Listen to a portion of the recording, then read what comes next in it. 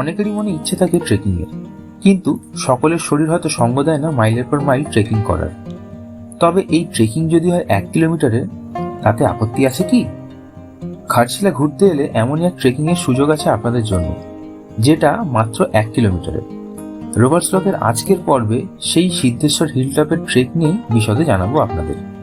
সাথে জানাবো এখানে কিভাবে আসবেন, ট্রেক করতে কি কি বিষয় মাথায় রাখা উচিত, সময় কতক্ষণ লাগবে, খরচ কিছু আছে কিনা এবং আরো অনেক ডিটেল তথ্য।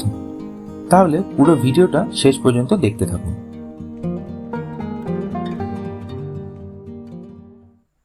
ঘাটশিলা থেকে সিদ্ধেশ্বর হিলটপের দূরত্ব মোটামুটি 14 থেকে 15 কিলোমিটার। এই জায়গায় যাওয়ার পথেই আরেকটি সাইট সিন পড়ে, সেটি হলো গালুডি ব্যারেজ। এই গালুডি ব্যারেজের ওপর দিয়েই সিদ্ধেশ্বর মন্দিরের দিকে যেতে হয়। আমার চ্যানেলে অলরেডি ঘাটশিলার detail video, 1 day tour plan এবং 1 রাত 2 দিনের ট্যুর প্ল্যানের ভিডিও দেওয়া আছে, সেইগুলো চাইলে দেখে নিতে পারেন। আর ব্যারেজের ওপর দিয়ে যাওয়ার সময় দুদিকের ভিউটা ভীষণ সুন্দর দেখতে লাগে। অবশেষে আমাদের অটো এসে পৌঁছেছিল আমাদের গন্তব্যের সামনে। তো এইখান থেকে টেম্পল দেখা যাবে না, টেম্পলটা একদম পাহাড়ের চূড়ায়। তো আমাদেরকে এখান দিয়ে ট্রেক করে যেতে হবে, একটা মিনি ট্রেক রয়েছে, বেশ দুর্গম পথ। আমি এর আগেও একবার এসেছিলাম, তো জানি না এখন কতটা দুর্গম রয়েছে। আর এখানে গেট তৈরি হচ্ছে, তাই জন্য আমাদেরকে অটোটা বাইরেই রাখতে হলো, নইলে অটোটা কিছুটা এগিয়ে নিয়ে যায়। চলুন ট্রেকিং স্টার্ট করা যাক। অনেকের মুখেই শুনবে সিদ্ধেশ্বরী মন্দির বলতে, কিন্তু আসলে সিদ্ধেশ্বর মহাদেবের মন্দির রয়েছে হিলটপে। আর ট্রেকিং শুরুর সময় অবশ্যই জল নেবেন, সাথে এমন জুতো পরবেন যা গ্রিপ খুব ভালো, বুট পরলেই বেশি ভালো হয়। আর সব থেকে বড় ব্যাপার হলো চেষ্টা করবেন ঢিলে ঢালা জামা পরার, কারণ আপনারা যে সিজনেই আসুন না কেন, ট্রেক করে যত উপরে উঠবেন তত গরম বেশি লাগবে এবং ঘাম হতে থাকবে। গেট তৈরি হচ্ছে বলে আমাদের অটো ভেতরে আনা গেল না, না হলে এই জায়গায় অটো, বাইক ইত্যাদি সব গাড়ি পার্ক করে যেতে হয়। এবারে এই দেখুন, রাস্তাটা দেখে বুঝতেই পারছেন, উঁচু নিচু এবড়ো খেবড়ো রাস্তা, পাথুরের রাস্তা, এবং এইটা আমাদেরকে পেরিয়ে যেতে হবে আরও ওপরটায়। আর এই চারপাশে জঙ্গল, শাল গাছ ভর্তি, আরও অনেক রকমের গাছ রয়েছে যাদের নাম আমি জানি না।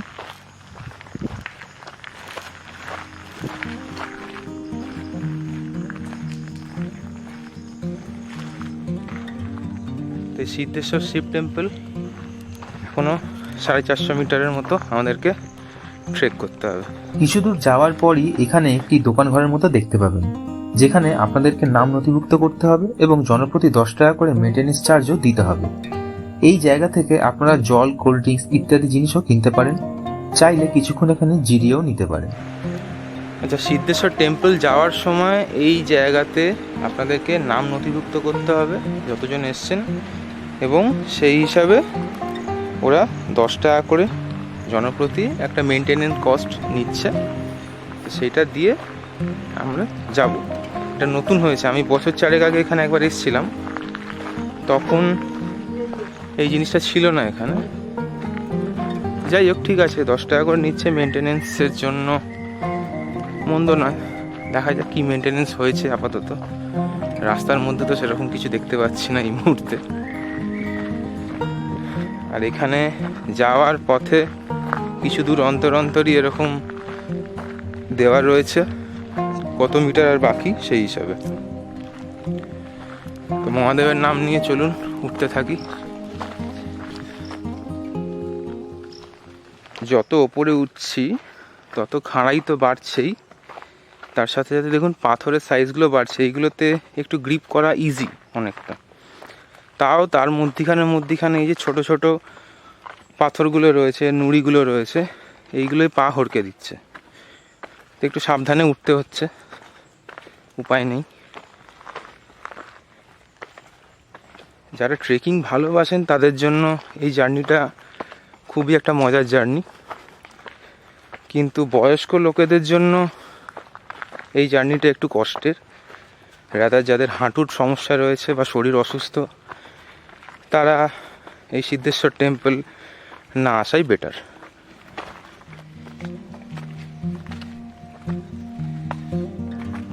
আমরা প্রায় এসেই গেছি, আর একটুখানি। মহাদেবের নাম নিয়ে আর 235 মিটার বাকি, আমাদেরকে উঠে যেতে হবে। ট্রেকিং করে হাঁপিয়ে গেছে, একজন কোমরে হাত দিয়ে দাঁড়িয়ে পড়েছে, আর এদিকে একজন বসছে আর উঠছে। এই দিকটা দেখুন আরও খাড়াই হয়ে যাচ্ছে। এই জায়গাটা ওঠাটাই সব থেকে টাফ যে কোনো লোকের ক্ষেত্রেই, কারণ খাড়াই ব্যাপারটা এইখানটা অনেকটাই বেশি। কিন্তু আমরা উঠবো, কোনো রকমভাবে গিভ আপ করবো না। কিন্তু এই জায়গাটা উঠতে গেলে সাবধানে উঠতে হবে, কারণ খাড়াইটা যেহেতু অনেক বেশি, পা স্লিপ করার চান্স অনেক বেশি। সব থেকে ডেঞ্জারাস পার্ট হচ্ছে এই জায়গাটা, এই ধার ধরে ধরে ধীরে ধীরে উঠতে হবে।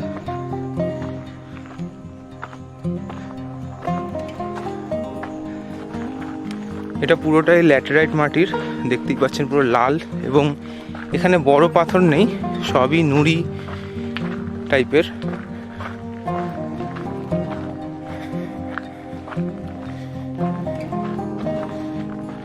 আর একটুই যেতে হবে, কিন্তু পেছন দিকের ভিউটা জাস্ট দেখুন, চূড়ান্ত। ফাইনালি আমরা সিদ্ধেশ্বর টেম্পলের সামনে এসে গেছি, মহাদেবের নাম করতে করতে পৌঁছেও গেছি। এই হচ্ছে মূল মন্দির, ভেতরে মহাদেবের শিবলিঙ্গ রয়েছে।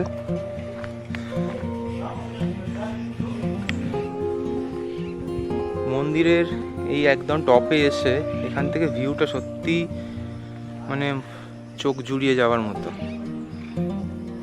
আর এখন যেহেতু বর্ষাকাল, তাই গ্রিন ব্যাপারটা অনেক বেশি, মানে বৃষ্টির জল পড়তে।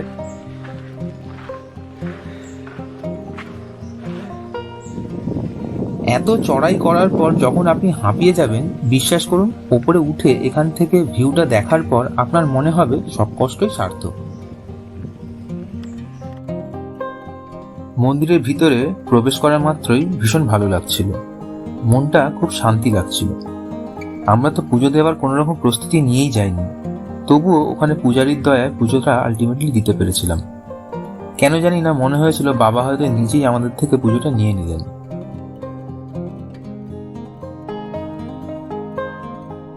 সিদ্ধেশ্বর ধামে এসেছিলাম, মন্দিরে জাস্ট মহাদেবকে দর্শন করতে ঢুকেছিলাম, কিন্তু একেবারে পুজো দিয়ে বেরোলাম। এখানে মন্দিরের যিনি পূজারী, তিনি সেই সময় এসে গেছিলেন, তাই পুজোটাও দেয়া হলো মন্ত্র পড়ে। এছাড়া যখন পূজারী থাকবেন না, আপনারা নিজেদের মতো করে পুজো দিতে পারবেন, কোনো প্রবলেম হবে না তাতে। নিজেদের মতো করে আপনারা ফুল, বেলপাতা, মিষ্টি যেরকম ভাবে চান পুজো আপনারা দিতে পারবেন। এখানে কোনো নিয়ম নেই যে পার্টিকুলার এই নিয়মেই দিতে হবে। তো ওই আর কি, বাবা চাইলেন তাই পুজোটা নিয়েই নিলেন আমাদের থেকে। তো চলুন এবারে আস্তে আস্তে নিচে নামা যাক। সিদ্ধেশ্বর মন্দির থেকে এই যে নামছি, দেখুন এই দিকে আরও একটা রাস্তা চলে যাচ্ছে।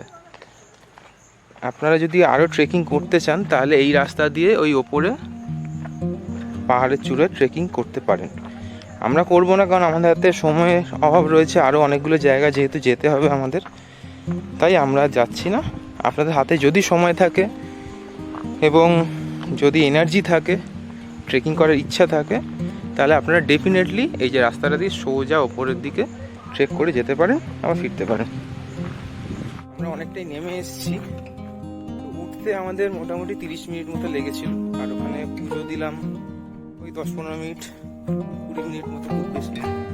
নামতে ওই 15 মিনিটই লাগছে, 15-20 মিনিট, তার বেশি লাগে না। মানে মোটামুটি আপনাদের সিদ্ধেশ্বর মন্দির এলে ট্রেকিং, পুজো দেওয়া, ছবি তোলা, যাবতীয় সব কিছু করে 1 ঘন্টা 10-15 মিনিট আপনাদেরকে ধরে চলতে হবে। আর যদি ফ্যামিলি বা বয়স্ক মানুষদেরকে নিয়ে আসেন, তাহলে 1.5 ঘন্টাও লাগতে পারে। সেই বুঝে প্ল্যানিংটা করুন। আমরা অলরেডি নেমে এসেছি, তো এবারে টোটো করে আমাদের নেক্সট যে ডেস্টিনেশন সেটার দিকে রওনা দেব। এই ছিল ঘাটশিলার অন্যতম প্রাচীন সিদ্ধেশ্বর শিব মন্দিরে আমাদের ট্রেকিংয়ের জার্নি। গোটা পথটা যাতায়াত মিলিয়ে 2 কিলোমিটারের থেকে একটু কমই হবে। যারা অল্প রাস্তা ট্রেক করতে চান অথচ ট্রেকিংয়ের পুরো স্বাদ পেতে চান, তাদের জন্য এই জায়গা একেবারেই আদর্শ। আশা করি ভিডিওটি আপনাদের উপকারে লাগবে। ভালো লেগে থাকলে একটা লাইক অবশ্যই করবেন এবং নিজের পরিবার ও বন্ধুদের সাথে শেয়ার করতে ভুলবেন না। তাহলে দেখা হবে পরের ভিডিওতে। ততদিন সবাই সুস্থ থাকুন, ভালো থাকুন। Happy rovers.